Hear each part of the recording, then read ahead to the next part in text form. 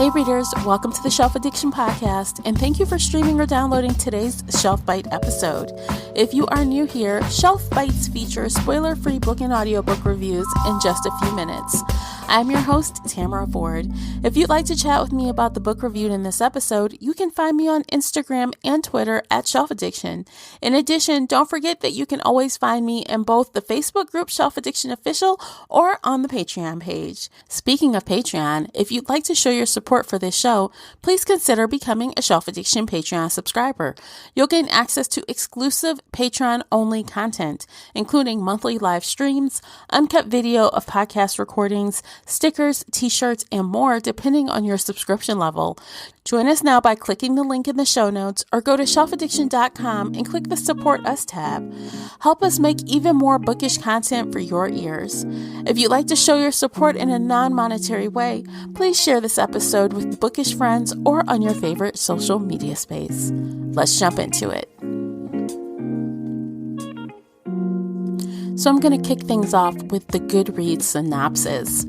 Bryce Quinlan had the perfect life, working hard all day, partying all night, until a demon murdered her closest friends, leaving her bereft, wounded, and alone. When the accused is behind bars but the crimes start up again, Bryce finds herself at the heart of the investigation. She'll do whatever it takes to avenge their deaths. Hunt Athalar is a notorious fallen angel, now enslaved to the archangels he once attempted to overthrow. His brutal skills and incredible strength have been set to one purpose: to assassinate his boss's enemies, no questions asked. But with a demon wreaking havoc in the city, he is offered an irresistible deal. Help Bryce find the murderer and his freedom will be within reach. As Bryce and Hunt dig deep into Crescent City's underbelly, they discover a dark power that threatens everything and everyone they hold dear. And they find in each other a blazing passion, one that could set them both free if only they'd let it. I bet you can understand why I had to read this title. That was the synopsis from the adult fantasy title House of Earth and Blood by Sarah J. Maas. The audiobook is narrated by Elizabeth Evans. Published March 3rd, 2020 by Bloomsbury Publishing and Audible Studios, respectively. The hardcover comes in at 803 pages and the unabridged audiobook is 27 hours and 50 minutes. Of course, with Maas's books, she delivers beautiful cover art to kick off her new series. Also, as expected with Sarah J. Maas books, this was a long one. They all are. The audiobook moved at the speed of light and the plot was very quick moving as well. The characters kept me interested and had very decent character development throughout the book. And of course, as expected, the world building was solid. Previous to this title, I have enjoyed Maas's Court of Thorns and Roses series, as well as her Throne of Glass series, which I enjoyed immensely. So I was excited to see what fresh ideas she'd come up with for this book. I was pleasantly surprised that while this is different from anything I've read from her, it was also the same. By that, I mean her blending of our regular world along with fantasy was something that I had not previously read from her. Characters are using cell phones, going to the club, hanging out with friends, drinking, there are drugs involved. It's very mundane, but yet at the same time, it's not just humans doing these things. There are angels and witches and werewolves and fae, and pretty much any fantastical type of creature you can think of is featured at some point in this book. And in this world where these type of creatures are normal to see on a day-to-day basis, that feels familiar with Maas's books. Maas is also great at writing about strong friendships and friend circles, as well as heroines that are mouthy, strong, and follow their own mind.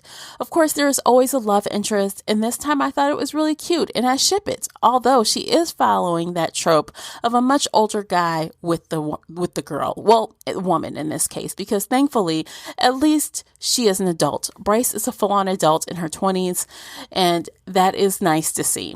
You will find in this plot secrets, lies, deceptions, and all of this is a part of their regular society. Backstabbing, the whole nine. So if you're down for a little crime solving along with your fantasy and romance, then you should definitely check out House of Earth and Blood.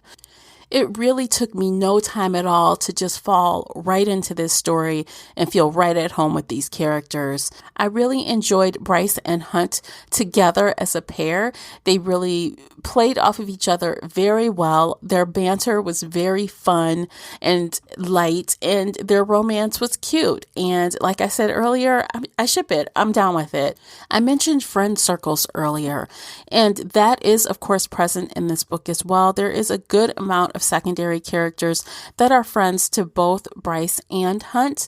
And those secondary characters really uplift the primary characters, and they are part of the story in a significant way, and I enjoy that. So the villains are villains, the good people are good, sometimes they're not. There's a lot of gray, and sometimes reading about characters that sit in the gray is also fun. So you definitely have that aspect going as well. Of course, I must acknowledge the audiobook narrator, Elizabeth Evans. She has done a marvelous job with this narration, as she always does. If you are familiar with the other books I mentioned by Sarah J. Maas, then you will realize that Evans has narrated quite a few Sarah J. Maas books.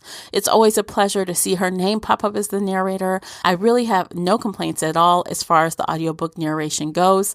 It definitely adds value to the story and makes listening to this a breeze.